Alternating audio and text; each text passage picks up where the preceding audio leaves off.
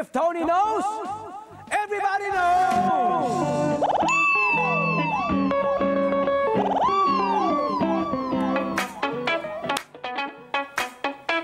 Uy, nandiyan pala kayo. Kumusta? Young Achiever number 1!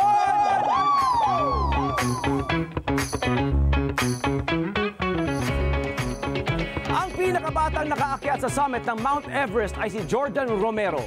Nagawa niya ito sa edad na 13 years old, 13 years, 10 months, at ito'y noong 2010. 13 anyos. Pero bukod dyan, hawak din ni Jordan ang record para sa pinakabatang climber na nakarating sa tuktok ng 7 summits sa edad na 15 years old. Ang tinatawag na 7 summits ay ang pinakamataas na bundok sa bawat isa sa 7 kontinente sa mundo. 15, di ba? 15 years old. Amazing. Young Achiever number 2!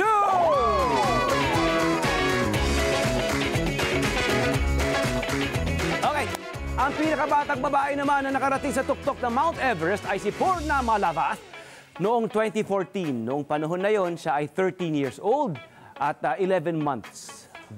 Isang buwan lamang ang tanda kay Jordan Romero. Si Purna rin ang pinakabatang mountaineer na nakarating sa tuktok ng Mount Kilimanjaro, ang highest peak sa Africa noong 2016. Galing! Ang galing!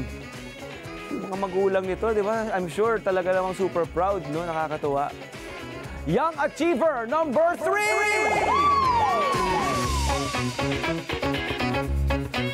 Ang pinakabatang naglayag mag-isa ay si Jessica Watson mula sa Australia sa edad na 16 years old.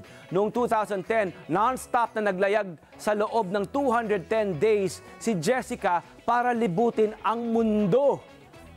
Wow! Sa kabila ng 7 knockdowns, ay nakompleto niya ang kanyang voyage ng walang tulong. Isipin niyo yan, ha?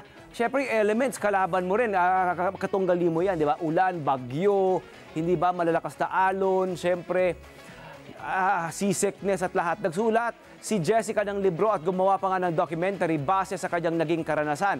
At last year nga, ay nagkaroon na rin ng film version ang kanyang libro. Galing ni Jessica. Sana makilala natin siya, no? Young Achiever number 4!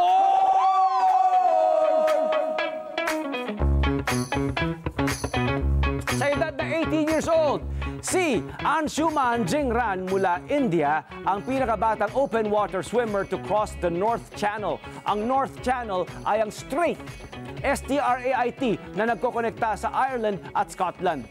Kilala ito sa malamig nitong temperatura at mapanganib na agos ng tubig at binabahayan din nga ito ng delikadong lion's mane jellyfish. Ayan, yung kwento, yung movie about Nayad, di ba? Si Nayad, na ngayon, sa edad niya, nag-cross pa siya ulit ng channel, di ba? Ganyan din yun. Ang dami niya nakasagupa na mga jellyfish. Oo. Tapos tumatama talaga sa mukha. Tapos nagmamarka talaga. Ang grabe yung latay na sugat-sugat sa mukha. Tapos talagang kinaya nila. Kaya naaalala ko pag sinasabi niya, totoo nga naman. Oo. Young Achiever number 5! Ang pinakabatang cyclist na nakalibot ng mag-isa sa buong mundo sa pamamagitan lamang ng pagbabicycle or paggamit ng bike ay si Charlie Condell. Sa edad na 18 years old, nakumpleto niya ang kanyang journey sa loob ng 249 days noong 2018. Regular na nag-update at nagtutweet si Charlie tungkol sa kanyang mga biyahe. Pero isa sa pinaka-challenging araw na bahagi ng kanyang trip ay noong day 103 ay kung saan ay nagising siya na wala na ang kanyang bike, camping gear at pati ang passport. Nasa Australia siya nang mangyari ang insidente at naging malaking balita ito after niyang i-post ang nangyari at agad namang dumagsa ang tulong mula sa kanyang supporters at mga bicycle company. Ang galing, di ba? Ang galing. Talaga naman nakamamangha ang pagpupursige ng mga kabataang nakilala natin ngayong umaga. Sana ina-inspire kayo, ating mga Pinoy na mga kabataan sa kanilang mga kwento ng kanilang buhay. Ito po si Kuya Tony Pet. Saan man tayo makarating, lagi magpapamangha at maghahatid sa inyo ng mga kaalaman. Dito lang sa paborito niyong triviahan tuwing umaga. If Tony knows, everybody knows! Hello po mga Kanet 25! Si Kuya Tony Pet po ito mula sa Love, Tony Pet and Everything. For more Love, Tony Pet and Everything updates, just click on our subscribe button and follow us on our Net25 social media pages at Net25 TV and at Net25 Entertainment Facebook. Magkita-kita po tayo!